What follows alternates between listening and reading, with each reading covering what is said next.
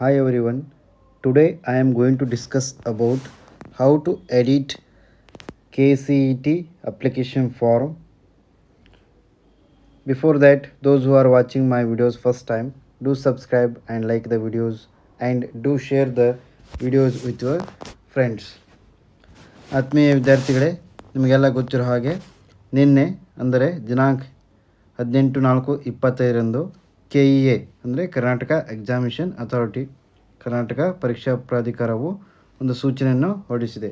ಏನಂದರೆ 2025ನೇ ಸಾಲಿನ ಇಂಜಿನಿಯರಿಂಗ್, ಯೋಗ, naturopathy, B.Pharm ಮತ್ತು ಫಾರ್ಮಾಡಿ, ಕೃಷಿ ವಿಜ್ಞಾನ ಕೋರ್ಸುಗಳು, ವೆಟರ್ನರಿ, BSc ನರ್ಸಿಂಗ್ ಹಾಗೂ ವೈದ್ಯಕೀಯ, ದಂತವೈದ್ಯಕೀಯ ಮತ್ತು ಆಯುಷ್ ವೃತ್ತಿಪರ ಕೋರ್ಸುಗಳ ಪ್ರವೇಶಕ್ಕಾಗಿ ಕರ್ನಾಟಕ ಪರೀಕ್ಷಾ ಪ್ರಾಧಿಕಾರಕ್ಕೆ ಅರ್ಜಿ ಸಲ್ಲಿಸಿರುವ ಅಭ್ಯರ್ಥಿಗಳು ತಾವು ಸಲ್ಲಿಸಿರುವ ಅರ್ಜಿಯಲ್ಲಿ ತಪ್ಪಾಗಿ ಮಾಹಿತಿಯನ್ನು ನಮೂದಿಸಿ ತಿದ್ದುಪಡಿ ಮಾಡಲು ಇಚ್ಛಿಸಿದಲ್ಲಿ, ಅಂದರೆ ಈಗ ಆಲ್ರೆಡಿ ನೀವು ಅಪ್ಲೈ ಮಾಡಿದ್ದೀರಿ, ಎಕ್ಸಾಮ್ ಕೂಡ ಬರೆದಿದ್ದೀರಿ, ನೀವು ಅಪ್ಲೈ ಮಾಡೋ ಒಂದು ಸಮಯದಲ್ಲಿ ಏನಾದರೂ ಸ್ಪೆಲ್ಲಿಂಗ್ ಮಿಸ್ಟೇಕು, ನಿಮ್ಮ ಫಾದರು, ಮದರು ಅಥವಾ ನಿಮ್ಮ ಹೆಸರು ಅಥವಾ ನೀವೇನು ಚಾಯ್ಸಿಂಗ್ ಮಾಡ್ತೀರ ಅಲ್ಲಾದರೂ ಏನಾದರೂ ಮಿಸ್ಟೇಕ್ ಆಗಿದ್ದರೆ ಅವುಗಳನ್ನ ತಿದ್ದುಪಡಿ ಮಾಡಲು ಅವಕಾಶವನ್ನು ಕೊಟ್ಟಿದೆ.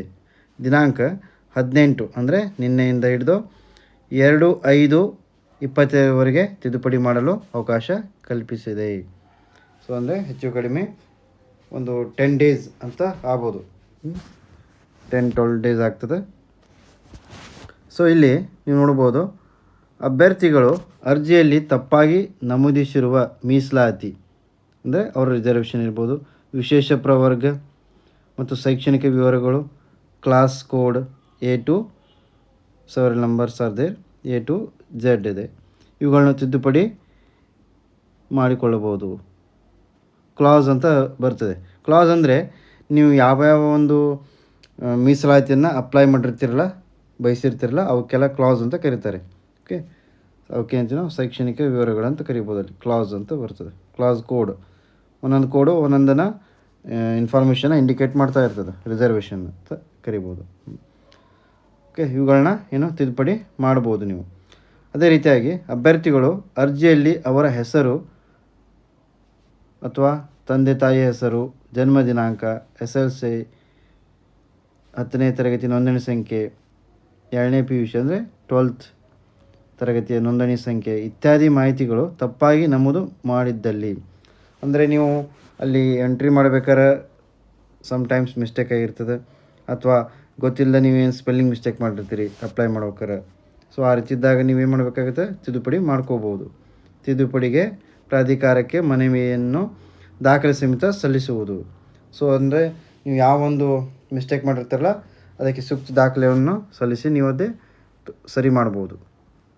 ಓಕೆ, ಅದೇ ರೀತಿಯಾಗಿ ಯಾವ ಅಭ್ಯರ್ಥಿಗಳು ಕೃಷಿಕರ ಕೋಟಾದಲ್ಲಿ ಪ್ರಾಯೋಗಿಕ ಪರೀಕ್ಷೆ ಬರೆಯಲು CET 2025ರ ಅರ್ಜಿಯಲ್ಲಿ ಕೃಷಿಕರ ಕೋಟಾ ನಮೂದಿಸದೇ ಇದ್ದಲ್ಲಿ, ಅಂದರೆ ಯಾರು BSc ಅಗ್ರಿ ಮಾಡಬೇಕಂತ ಇಚ್ಛೆ ಹೊಂದಿರ್ತಿರಲ್ಲ ಅವರೇನು ಅಲ್ಲಿ ಪ್ರಾಕ್ಟಿಕಲ್ನ ಎನ್ರೋಲ್ ಮಾಡಿರೋದಿಲ್ಲ, ನೆನಪಾರಿರ್ತಾರೆ ಅಂತ ತಿಳ್ಕೊಳ್ಳಿ.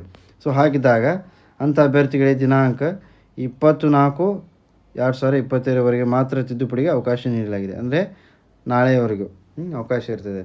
ಅವ್ರೇನು ಮಾಡ್ಬೋದು, ಹೊಸದಾಗಿ ಕೃಷಿಕರ ಕೋಟಾ ನಮೂದಿಸಿದವರು ದಿನಾಂಕ 21/4/25 ವೆಬ್ಸೈಟ್ನಲ್ಲಿ ತಪ್ಪದೆ ದಾಖಲೆ ಅಪ್ಲೋಡ್ ಮಾಡಬೇಕು.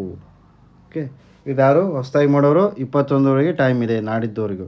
ಓಕೆ, ಮುಂಚೆ ಮಾಡಿದವರು ಸ್ವಲ್ಪ ತಿದ್ದುಪಡಿ ಇದ್ದರು ಅಥವಾ ಪ್ರಾಕ್ಟಿಕಲ್ ಎಕ್ಸಾಮ್ ಬರೀಬೇಕಂತ ಮಾಡಿದವರು ಅವ್ರಿಗೆ ಎಡಿಟ್ ಮಾಡಲು 20ರವರೆಗೆ ಅವಕಾಶ ಇದೆ.